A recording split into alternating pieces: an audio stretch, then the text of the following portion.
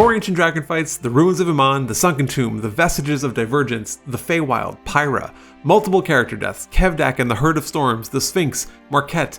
I have absolutely no idea how they were going to fit the Chroma Conclave arc into one 12-episode season, but fortunately, it doesn't look like they will. Season 2 will feature events of the third arc of the campaign, the Chroma Conclave, which was both the longest and arguably the most exciting of the series. Spanning continents and planes of existence with epic battles and hunts for legendary treasure, I am so happy that they aren't cramming it all into one season. With that in mind, the trailer does give us some clues about what we are going to see, and I have some of my own thoughts about how this season will play out. Let me know what you're hoping to see and some of your favorite moments from the Chroma Conclave arc in the comments below.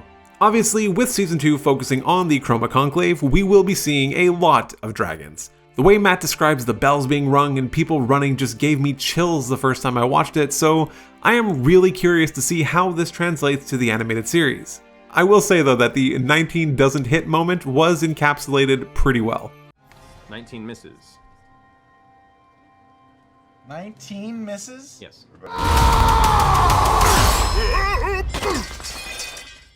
Uh-oh. Fortunately, if we take a look at the episode titles on the Critical Role wiki, it seems like the season is going to be paced out much better than I had initially expected, with the season culminating in the encounter with Umbrasyl, the Hope Devourer.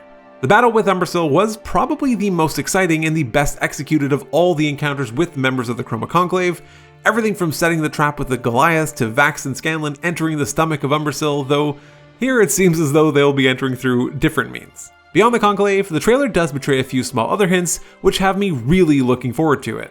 Firstly, early on we catch a glimpse of what is likely to be the visage of the Raven Queen that Vax sees shortly after the incident in the Sunken Tomb, which we know will be the third episode in the season. Next, we see Dr. Dranzel and Kaylee, Kevdak wearing the Titanstone knuckles, the encounter with Kamal Giori, and I'm sure there's even a few others that I missed as well. Fortunately for us, the episode titles do reveal more information about what we will be seeing. Episode 1, Rise of the Chroma Conclave, will likely focus on the first few episodes of the arc, and on the initial onslaught of the Conclave as they attack Iman for the first time. We will see the attack, the initial attempts by the city to fend off the dragons, and I'm sure more of the development that occurs after. I'm personally hoping for a reference to the "do not go far from me" moment. I don't know what is going to happen in the following hours. Do not go far from me. If we are out of earshot, you are too far from me. Go far from me. Do you think this is what...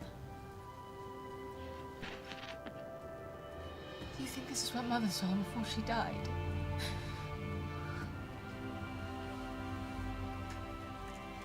Do not go far from me.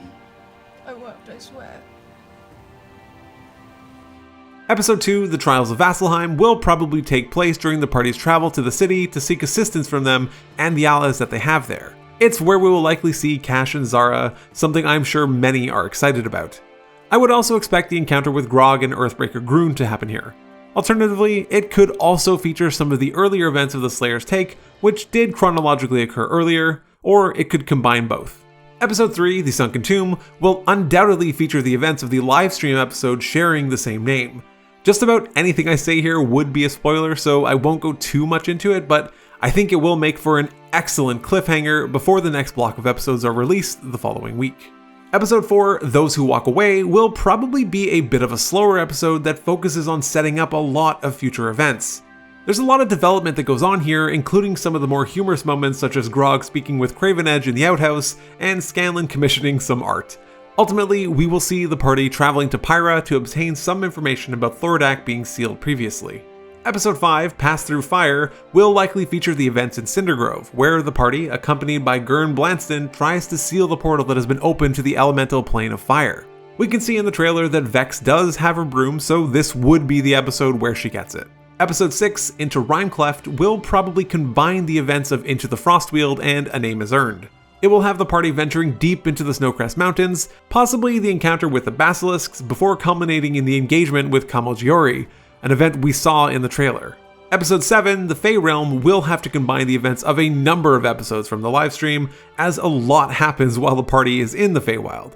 Most notably, everything that occurs with Garmelie, their entry into Singorn and their discussion with Sildor, and the travel to the Shademirk Bog. Episode 8, Echo Tree, is sure to be a favorite as it will feature a lot of development between Vex and Percy, some deep exploration of the bog and the cancerous tree that lives at its center, and a tense battle with Sondor for Fenthras. And not to mention the reveal of Artigan, someone fans of Critical Role's later campaigns will definitely be familiar with. Episodes 9 and 10, A Test of Pride and The Kill Box, will feature one of my favorite moments from the campaign, the party trying to come up with various plans to lure out Kevdak and obtain the Titanstone Knuckles. The battle that ensues between Grog and Kevdak while the rest of the party aids from various buildings around is sure to be epic. Lastly, episodes 11 and 12, Belly of the Beast and the Hope Devourer, will follow the party as they set elaborate plans with members of the Herd and the people of Westruun to trap the ancient black dragon, Umbrasyl, the Hope Devourer, before ultimately attempting to slay it. This is sure to be an exceptional climax to the season, and I am so excited to see how it translates to animation. What is really exciting here is that it looks like we are going to be seeing so much of what made this arc so special without suffering from the biggest issue that plagued the first season: the pacing. If you're enjoying this video, consider leaving a like and subscribing. It really helps more people find my content. Thanks. Obviously, comparing the livestream to the animated series is very much an apples and oranges comparison. The livestream had effectively infinite time to tackle and delve into whatever detail they desired, world build and establish connections and develop characters with significant depth. The animated series simply does not have that luxury. There's only so much you can do in 12 episodes. If you were a fan of Critical Role prior to watching the first season of Legend of Vox Machina, you likely had no issues keeping up with or appreciating everything that you were seeing. But if you were new to the franchise with this show, there's a good chance that a lot of it felt really rushed, confusing, and like you had established no connection to the characters. Literary DM has an excellent video where he discusses this at the end of the first season. I highly recommend checking it out and subscribing to his channel as well. I'll leave a link in the description. It should come as no surprise that things are going to need to be cut from the show. When it comes to the Chroma Conclave arc, there is just so much that happens. It spans 44 episodes of the first campaign. The difficulty, I think, will be determining what gets cut while still telling that same rich and satisfying story that still remains coherent and enjoyable without also causing continuity issues for future seasons and retaining an audience that might be new. It's a difficult balance to strike. This obviously is not the first medium being adapted to a show format, but it is likely one of the first stemming from a livestream that has hundreds upon hundreds of hours of content to distill down into bite-sized pieces. As a result, it's not hard to see a world where the charm of the connection between characters or the world is lost due to having to race from one plot point to the next. While any fan of the livestream will be able to fill in any gaps that occur during the series based on their prior knowledge, this just isn't something someone new to the show will be able to do. It might leave it feeling a little bit disjointed and rushed and like there's no development of the characters, which was something that the first season suffered from. What I am thrilled to discover is that it does look like they will be splitting the Chroma Conclave arc into 2 seasons so that they can devote the time to it that it deserves and to really flesh out the important things that happen during this arc and set a firm framework for any future seasons if we are fortunate enough for this show to continue on to finish off the first campaign. Really diving into the significance of the Raven Queen, the travel through the Feywild, the lore of the Vestiges, the intensity and the ruthlessness of the encounter with Anna Ripley. These are just a few of the things that jump to mind when I think about my vision for how the show would look. For clarity, it's not that I just want them to make the show that I want to see, or even that I want to see a one-to-one version of what was created during the livestream. This is a different medium and has the capability to explore different artistic endeavors and develop things in a different way, and I am excited about what that looks like. As a fan though, I would love there to at least have the majority of the plot points be consistent, and it should hopefully be able to convey the same absolute roller coaster of emotions that we experienced during the livestream. The show is clearly in the hands of people who are much more capable and intelligent than I am, so I am sure they will do what is right not just for the series, but the franchise. It's important to remember that Critical Role is so much more than just a weekly D&D campaign now. In addition to that, it's now this show, it's a business with merchandise, it's a charity, it's a publishing company. The Legend of Vox Machina is another entry point into their incredible world that they have built, and I am so glad to see that they are slowing things down to give it the attention that it deserves. To paraphrase Literary DM from his video I mentioned, it's one thing to make a show for fans, but another to make one with fans in mind, and from my perspective, I would much prefer the latter.